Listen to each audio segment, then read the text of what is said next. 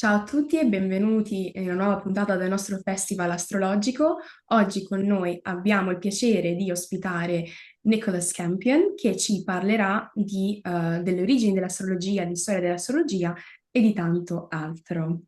Hello everyone and welcome back to our astrological festival. Today we have the pleasure of having Nicholas Campion with us all the way from England, and we will talk about many things. First of all, you should know that he has authored many books, two of which we have here. History, Astrology, History and Apocalypse. Sorry, this is the Italian version, so I hope I didn't mistranslate the title. And then I would say probably one of his famous ones, the Book of World Horoscopes.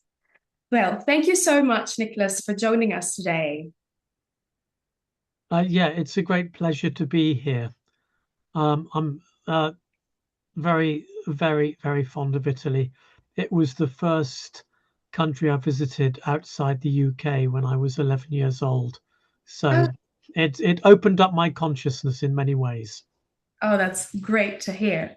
And so today, as you know, we will be diving into the origins of astrology and its history. So, my first question for you is, when we speak of the birth of astrology, what are we referring to?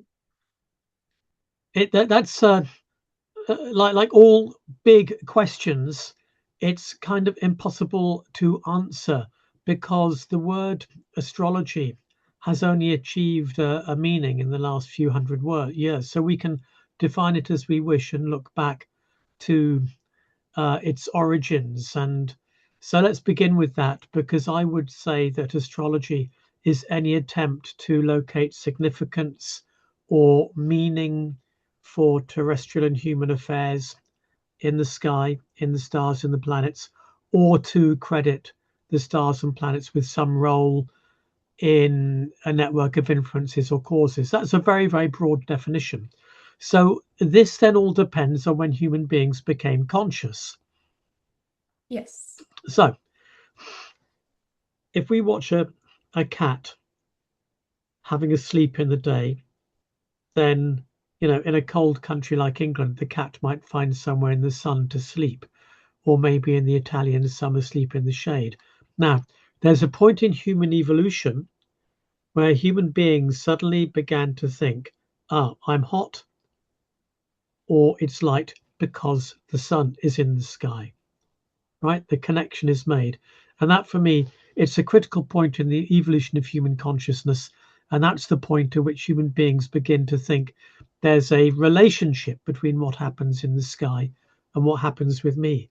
And then when that happened, we don't know, because archaeology is constantly altering the dates at which people made tools, so on. So that's it. So you look at the sky, you think, I've got a relationship with that. That's the beginning of astrology. Certainly. And so we locate the beginning of so like quote unquote the discipline of astrology in the ancient world, Mesopotamia. That's the Italian name. I don't remember if it's the correct way to say it in English. I'm sorry. But so when historically do you locate this beginning? When did human beings start actually looking and analyzing the sky and trying to find a relationship to what was happening on Earth? Okay, so I think that what marks out the change that happened in Mesopotamia, same word in English, sometime between the year 2000 and 3000 BC, as far as we know, so between 4 and 5,000 years ago, is that people started to codify the sky. So now we talk about algorithms. Everything in social media is governed by an algorithm. Well, human beings tried to work out the algorithms which somehow measured celestial movements and therefore measured the relationship between celestial movements and human lives, affairs on Earth.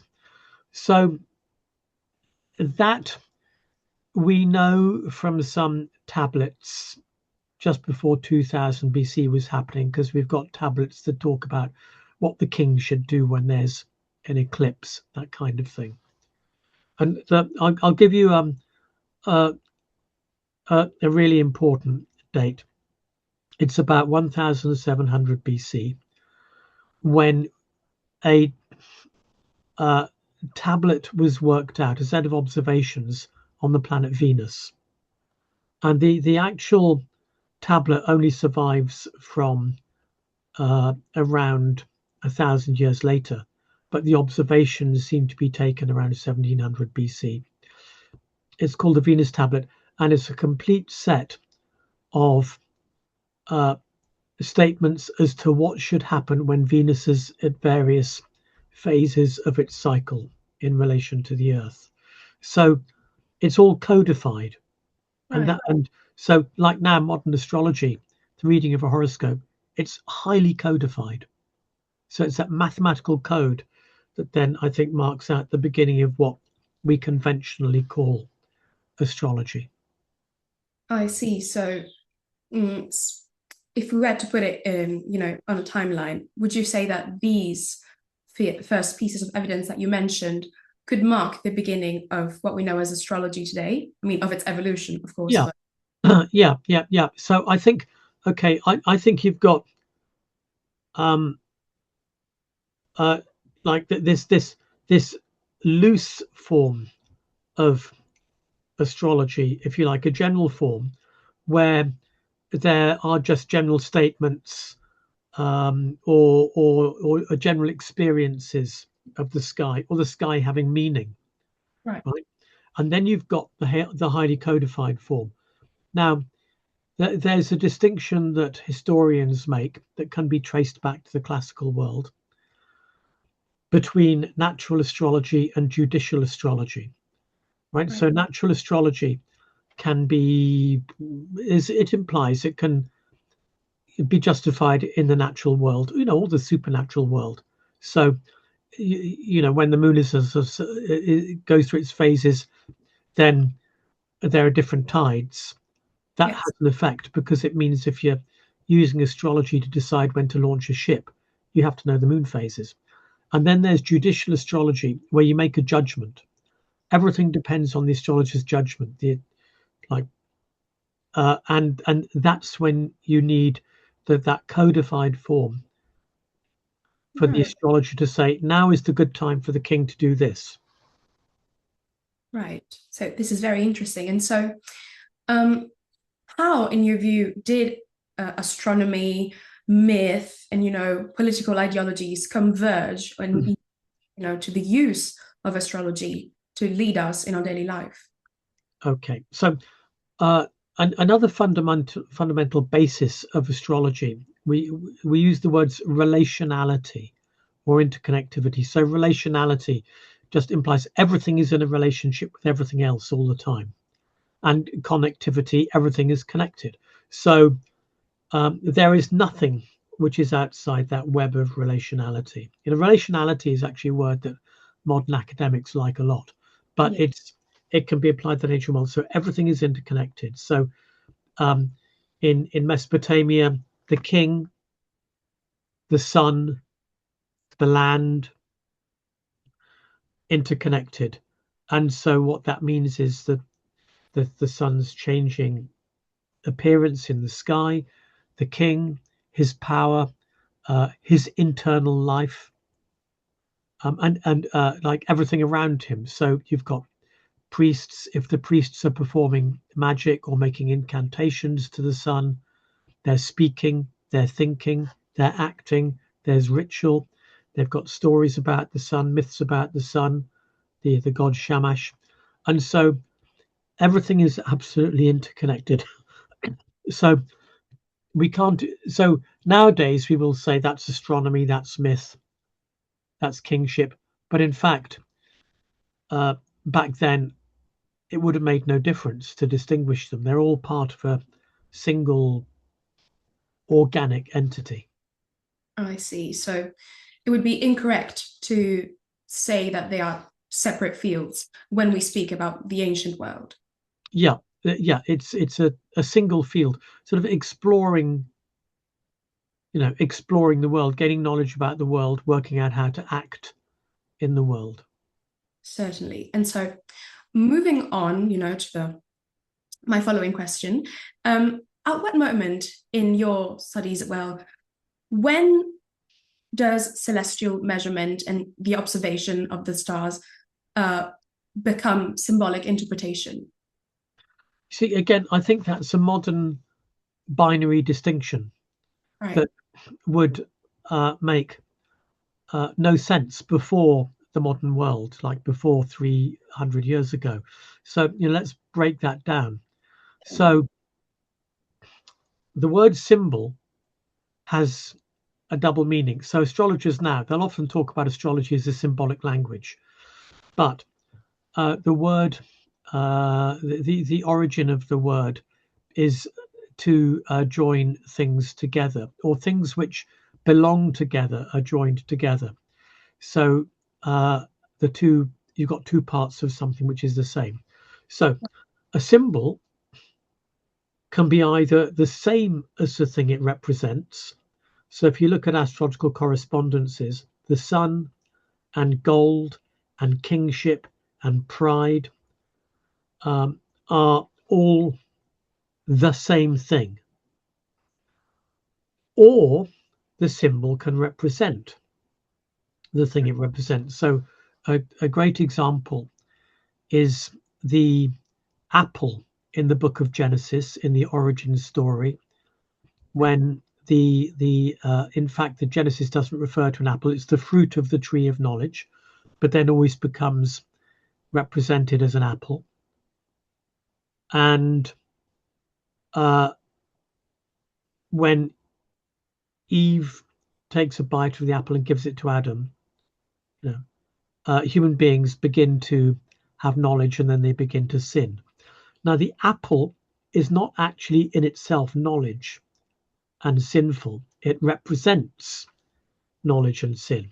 So when astrologers talk about astrology and symbolism, there's always this uncertain boundary between, for example, in modern astrology, does the planet Mars represent conflict, or are Mars and conflict, or Mars and energy exactly the same thing? So there's that uncertainty. So if we look back to the ancient world, then there is no difference between looking at meaning in the sky, which would be seen through what we call symbolism, and measuring it. It's Right. the same activity, and the act of measuring allowed people to see how is the meaning, how is the symbolism changing from minute to minute or hour to hour, and therefore how should we act. Right. And so would you say that astrology emerged as a response to, maybe uncertainty about daily life? Or why, in your view, does it emerge? Why do we look? Well, yeah, there's the uncertainty argument is a familiar one. So the world is uncertain. Astrology then becomes a means of working out the ebb and flow of change, which causes uncertainty.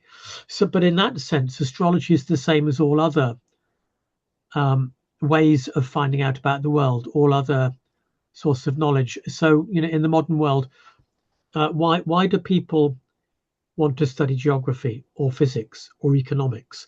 It's in order to work out how the world works. So why do people need to know how the world works? So ultimately, it's the same question with the origin of astrology, and maybe it's just something to do with the way people are. It's a feature of being a person that people want to find things out. Not everybody does, but generally societies do.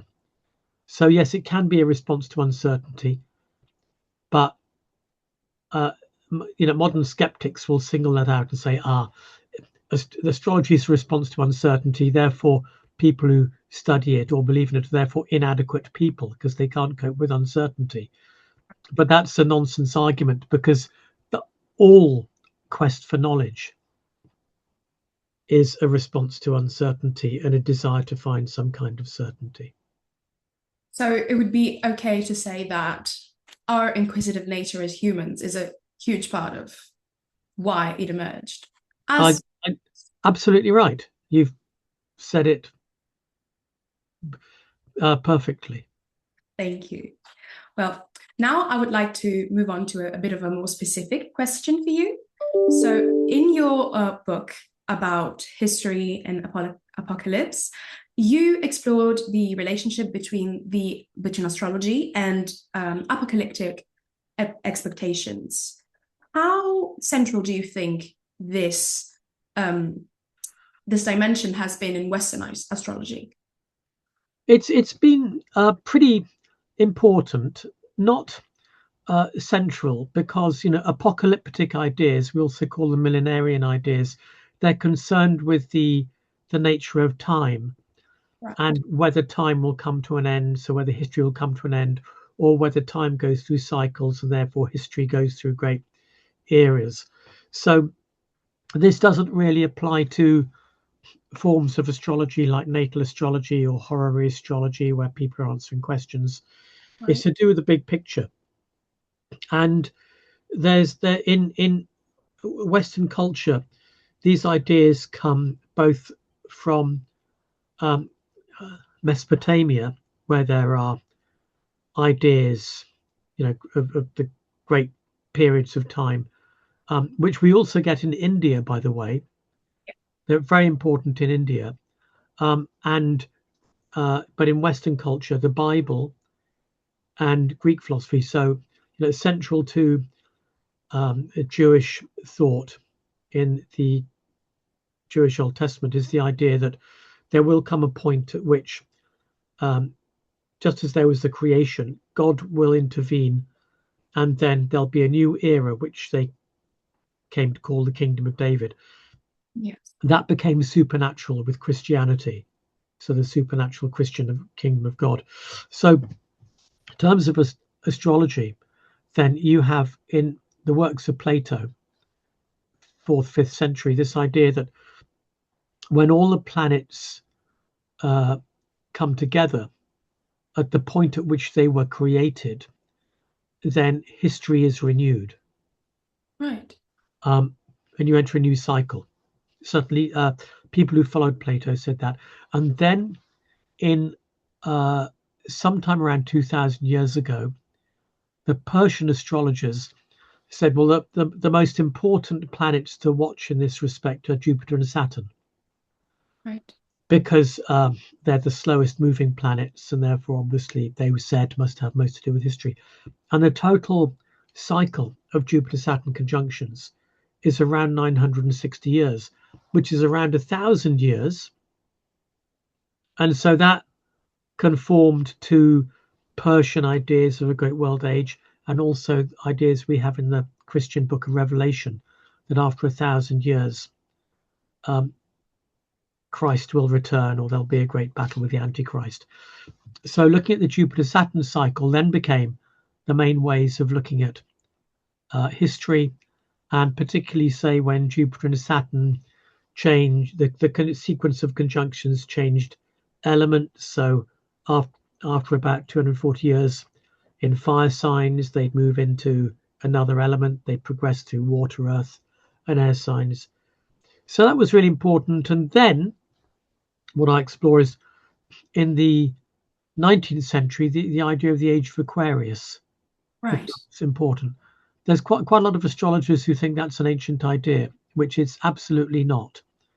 It's absolutely a modern idea. And it develops in the 19th century. You can watch its development, the development of the idea. And so you've got those parallel ideas. The age of Aquarius is coming, or a spiritual new age is coming. Yes. And those can get locked together. They don't have to be locked together.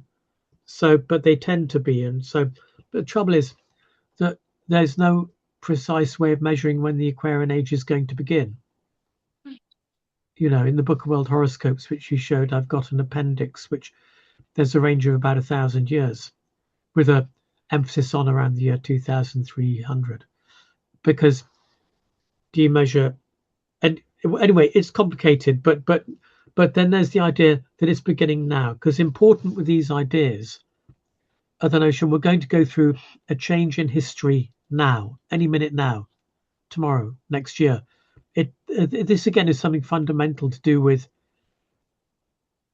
human beings. It's almost this sense that we've got to a point and change. It's certainly to do with Western culture. I don't think you find this in Chinese culture, and in Indian culture, the periods are much longer. But and so that's why, yeah, it's still that larger prospectus that we're all about to go through some major change is so important in Western culture. It's important. It becomes important in socialism and Right. communism, right? The idea of progress. So, Yeah. but astrology's got its part of it as well. But and it's popular amongst astrologers, but it's still, but it's a recent idea. Nothing wrong with that. Certainly. And so, in your view, why does this idea of cyclical time, of great eras, world ages, why is it so recurring? There's that question why again, and we've got to somehow probe deep into the human psyche to find out why that's the case. And maybe again, it's to do with the certainty, uncertainty. Human beings are aware of living in time. Right. We all, as individuals, exist for a short period of time, and then we're not here anymore. And so that's the same with the collective as well. Societies are here for a period of time. So um, by the time uh, someone like Plato came along, the great Greek philosopher, then he's aware that there have been previous eras. Mesopotamian kingdoms have risen and fallen, Right. and so on. So there is that sense that that that time is constantly moving in a cycle. Why a cycle? Well, it's because cycles in the heavens are obvious; they recur. And so, if you think that somehow terrestrial affairs, human affairs, are intimately connected with the whole universe, and the whole universe is clearly cyclical, like the sun goes through its daily and annual cycles, the moon's monthly cycles, it's logical to assume, therefore, that human society has cycles. Right. Yeah, this makes perfect sense. Yeah. I mean, in here in school, we also study philosophy, and this, cyclical character of time, it's something that Hegel talks a lot about. So, yeah, it's coming back. And do you think this aspect is also in some way linked to our nature again? Because we observe that there are cycles in nature, we just assume, we adapt, and we come to think that our history also works in cycles. Every civilization begins and then ends, and then it's destined to happen again and again. Yeah, yeah, that's right. That idea of right cyclical time, everything coming to an end, um, is one way of looking at time. The other way is that it's linear, and this is basically the Judeo-Christian idea. It's linear. It's got phases, but there's a once and for all creation and a once for all end and transition either to the kingdom of David or the spiritual kingdom of God. And astrologers can be equally concerned with both. So in the European tradition of astrology, to be aware of the coming return of Christ was really important. And again, we can break this down into two. Okay, so there's two models in Christianity. One is that Christ returns after 1,000 years, right? So he didn't return around 1,000 AD. So then there's the expectation he will return around the year 2000. a long way into the future, right? And then you, and if we're thinking about religious institutions, that idea was quite dominant in the Roman Catholic Church. Right. And then you've got the alternative idea that Jesus is going to return imminently, right? And that becomes very important for the Protestants beginning around the year, 1517. And so an important part of the way astrologers use history then in the Jupiter-Saturn conjunction is to anticipate the coming of Christ. And then he still doesn't come. And so then in the 1640s in England, there's a thinker, Gerard Winstanley. Everybody's forgotten who he is, but he said, look, Jesus isn't coming. No point in using astrology to predict his coming. He will only come when we, human beings, have prepared the way for him. And so Winstanley said, we have to reform society first, then he'll come. And that's the origin of socialism. You build the paradise on earth, and then he'll come. And then that makes predictive astrology kind of redundant, because it's no use looking forward to the next Jupiter-Saturn conjunction to say, will Jesus come?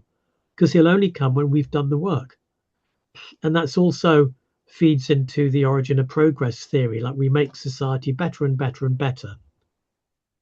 And then, just to get back to astrology, that then leads to all those kinds of astrology where prediction is not important, but self-development is important. So, your Jupiter transit is not concerned with what's going to happen to you, but how you can grow. Right. So thank you. And to stay on this comparative track, do you see any parallels between the ancient millenarian expectations and modern day expectations?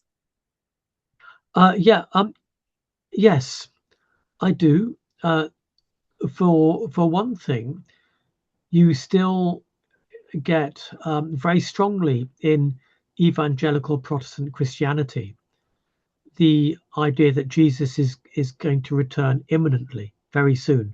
That's a very strong current in the USA. Yes. But also the idea that a new society is about to be born. This is my personal experience. So when I was in the 1970s, when I was in my 20s, I was surrounded by a lot of people who were sort of thought they were like activist socialists, right. And they were all talking about when the revolution comes.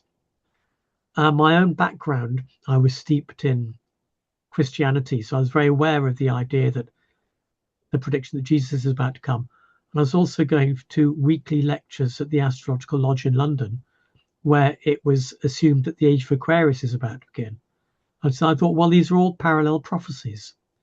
And they're all perpetual prophecies because generations carry on and people still think that the revolution is going to come, Jesus Christ is going to come, or the age of Aquarius is going to come. So, and what these prophecies do is they galvanize people's behavior. So Christians must be good and charitable because Jesus is going to come. Socialists have to work for the revolution.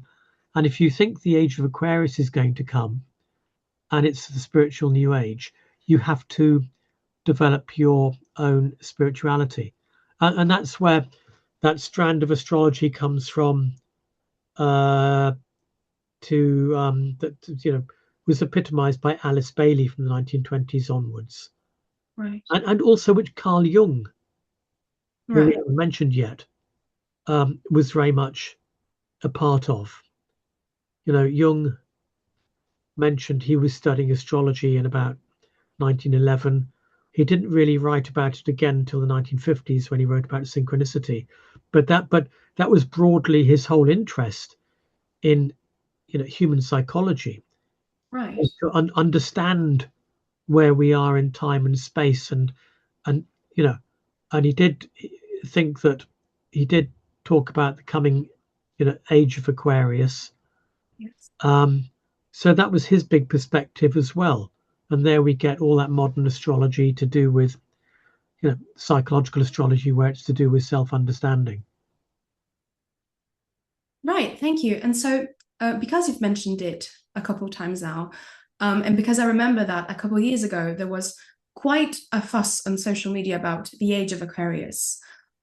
In your view, why are astrologers, but also just people who are passionate about astrology, why are they so obsessed with this idea? What does it represent? You see, I think it represents um, the idea that they have some higher knowledge. Right. If you know that the age of Aquarius is beginning, it means you know something about the whole direction of human history and where it's going. And I think that's to do with personal validation. It's very difficult to say I don't know. Right. I don't know what's happening. And okay, I'm going to go right back to Plato, if I could, who was such an influence on astrology. I'll tell you why. Because in Plato's cosmology, the planets and stars move, and then life on Earth moves. So there's a correspondence. Yes. That whole idea that modern astrologers talk about when they say, oh, the planets don't influence events or cause anything to happen.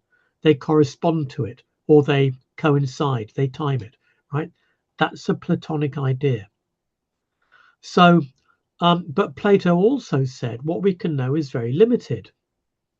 And he had a famous story where he's got, it's called the myth of the cave. Yes. And this. So you've got people in a cave, and there's the entrance to the cave, the way they can see the real world, but they're all sitting looking at the cave wall, and they're seeing their shadows on the cave wall, and they're mistaking their shadows for reality and the truth. So I think that idea gets forgotten by a lot of astrologers. So again, look, I'm going to look at a binary in modern astrology. You've either got astrologers who think, oh, you can say everything with certainty, like they'll talk about your past incarnations, what stocks and shares are going to rise and fall. It doesn't matter. It can be said with certainty. And then astrologers who are much more cautious and say, well, I'm not sure. And that's more the Platonic tradition. So, yeah, I think also astrologers in their daily lives, they get asked questions by other people. They say, you're an astrologer, what's happening for Aquarius this year? Or you're an astrologer, what explains what's happening in Iran or Donald Trump? And then you're put on the spot. You have to say, oh, well, Uranus is here and Neptune's there and Saturn's somewhere else. And if you say to your friends, well, I don't know, they get dissatisfied. They say, oh, come on, tell us. We know come on, just tell us, because they want to know. But so the astrologer who knows about the myth of the cave can say, sorry, I don't know. Is the age of Aquarius coming? Well, it's all a bit uncertain. So again, we come back to the certainty, uncertainty binary that you began this conversation with. Certainly. And so this is a curiosity of mine, but in your view, does the current, geopolitical chaos, because I don't feel confident calling it a climate, does it have to do with this age of Aquarius? Because if I'm not wrong, I started hearing a lot about it around 2023, maybe they started becoming very adamant that it was coming. And so could this current chaos be a sign of it?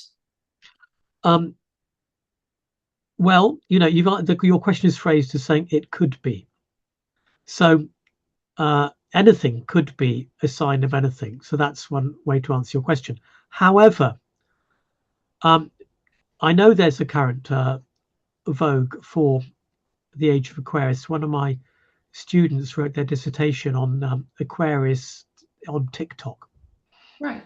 So, but again, this comes and goes. So, in the 1970s and 80s, the idea of the age of Aquarius was just generally accepted by, within the astrology community in the Western world.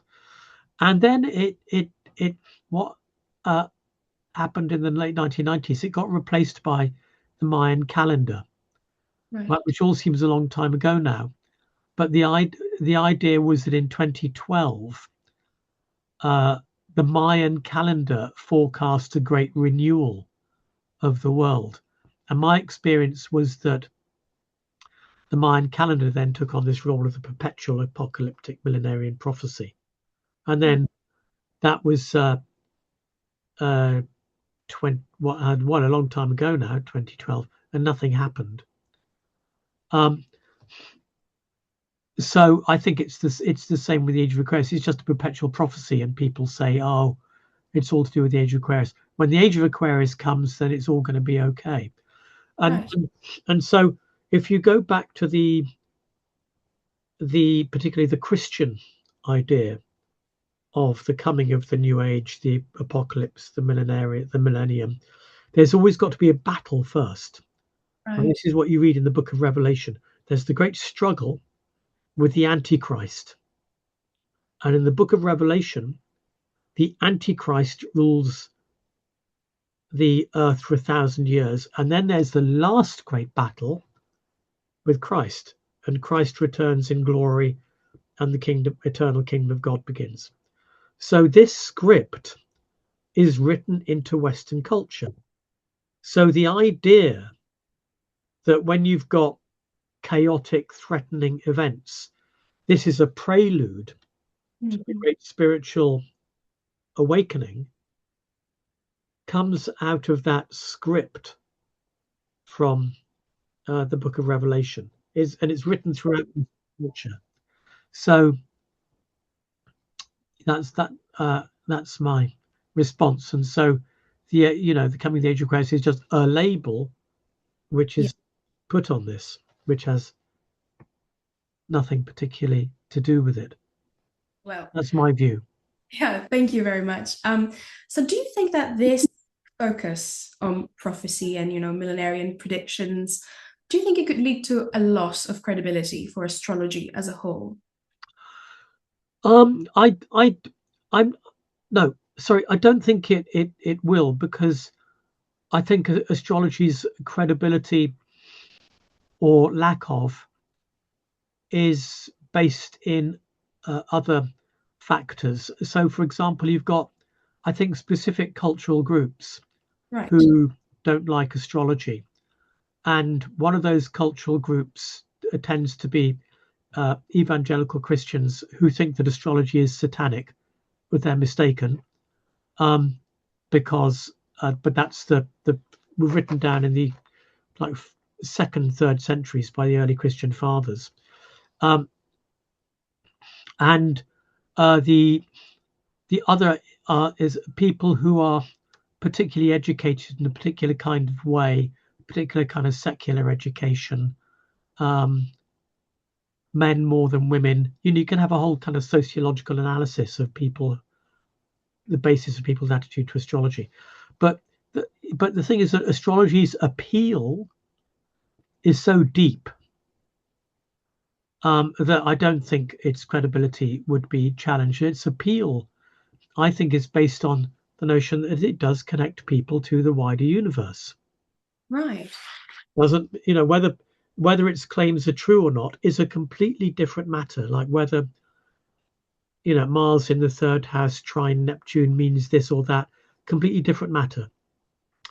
It's the appeal of astrology, particularly in a world, the modern world, in which we're taught, science says the, that the universe has no essential meaning. Right. Astrology says there is an essential meaning. It's all interconnected. Everything's related to everything else. There is a purpose. And I that's very satisfying for people.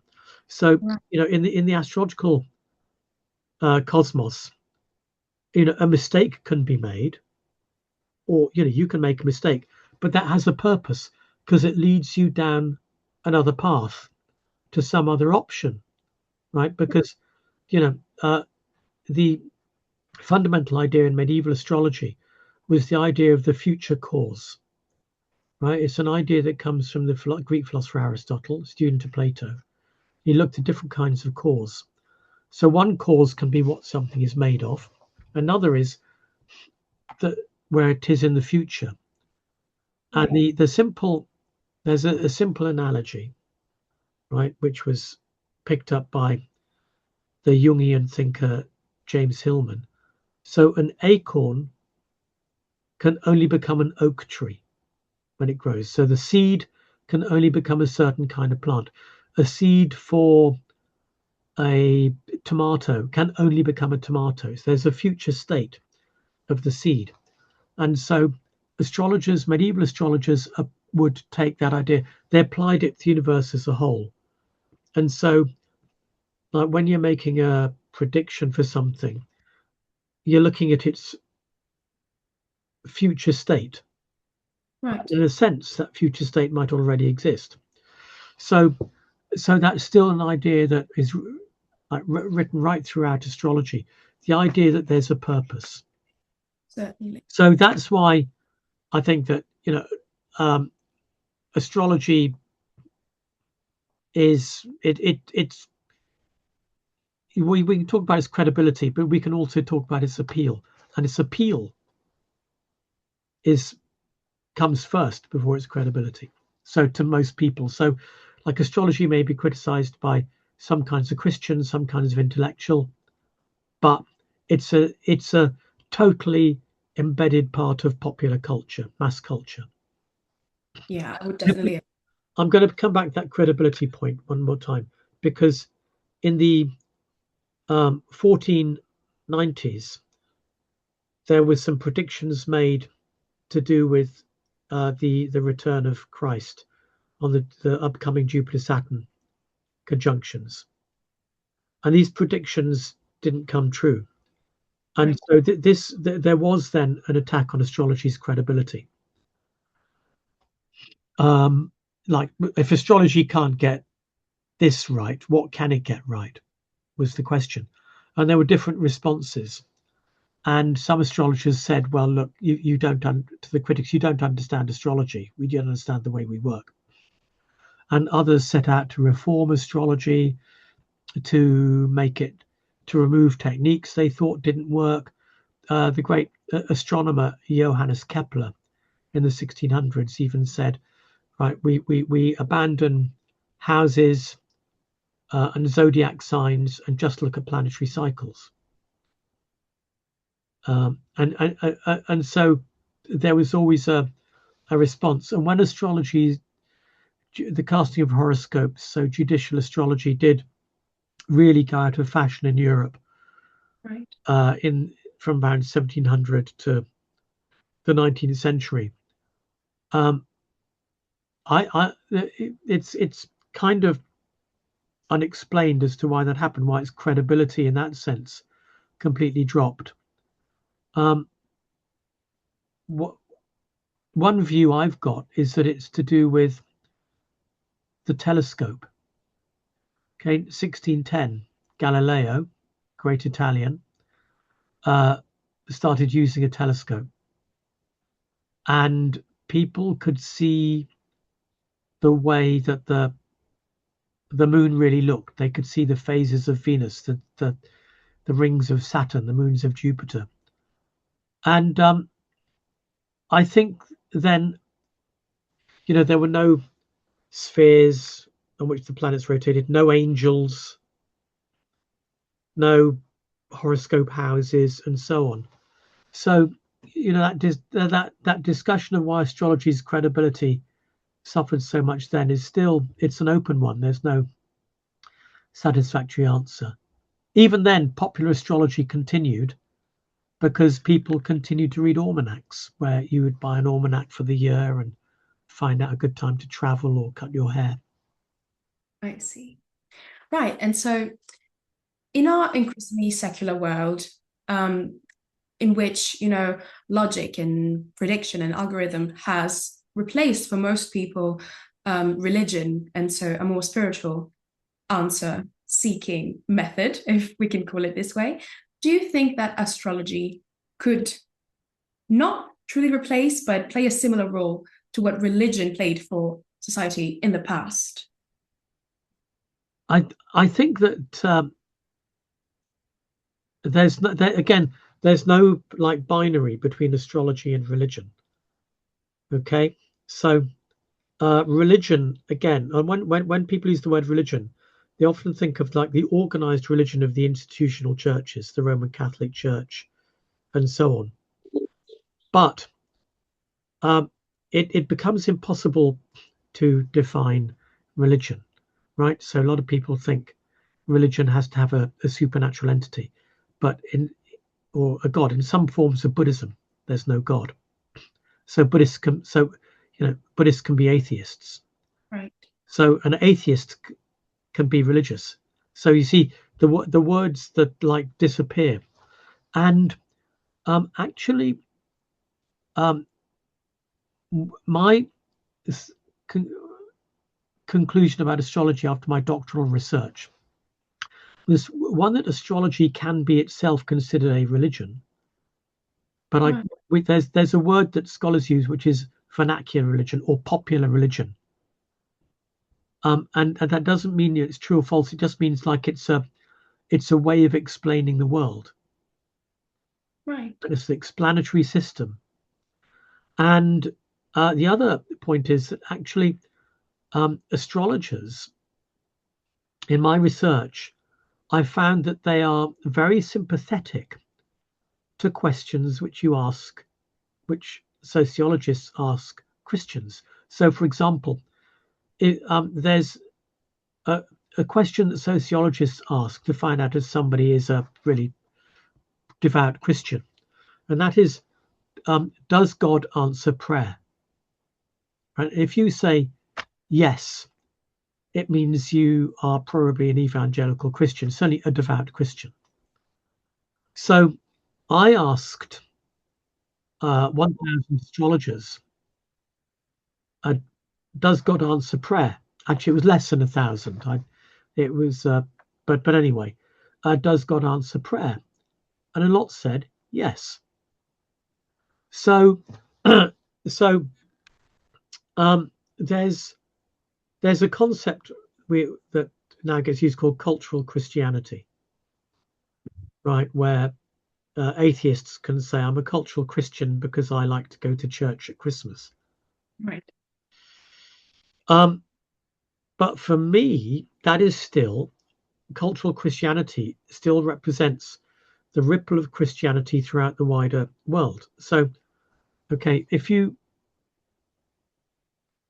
go to your Roman Catholic Church, then an article of faith is that when Jesus died, he went to hell for 3 days, and that God consists of God the Father, God the Son, and God the Holy Ghost. Now, that's specific dogma.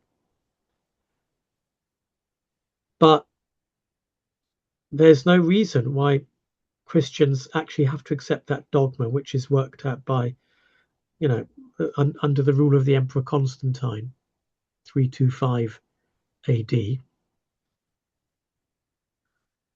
when Italians ruled the world, right? So, in other words, there isn't a boundary between astrology and Christianity where you can say that, or religion, Right. where you can answer that question you just asked. And that question, by the way, is one which sociologists and sociologists of religion say. They'll say, oh, there's a binary alternative. Less people are going to church, therefore they're turning to astrology. But actually, it doesn't work like that. They're not binary alternatives. They are interpenetrated, because you get a lot of people go to church and they'll still, read their horoscope in the magazine. Right. They won't see the problem. They won't, they haven't read the church, say Saint Augustine, who said that casting horoscopes is the work of the devil. Right. You know. So Yeah. you basically think that there is no real separation. There is no, frontier between the two. There's no frontier. There's no boundary. No. And like between so many things in our world and in human societies, there we we talk about boundaries between this or that belief or this or that behavior because then that gives us certainty. But when you look very closely at those boundaries, they disappear. Certainly. Well, thank you very much. My last question for today for you is, since you've explored the history, the origins, how it has evolved through time, why would you say that astrology is still relevant in the 21st century? I think, well, it's relevant because it's culturally powerful and culturally important. And if you want to understand Western culture, understand that astrology is not some marginal, weird uh, practice like a pseudoscience. Understand that actually it has a strong appeal and is a central part of popular culture and the way that people self-identify. Yeah, I would definitely agree with your statement. And well, thank you very much again for joining us. I was very happy to conduct this interview with you today, and I am sure that our viewers will really enjoy listening to your perspectives and your explanations. Thank you very much. Thank you. I've enjoyed it as well. Thank Thank you.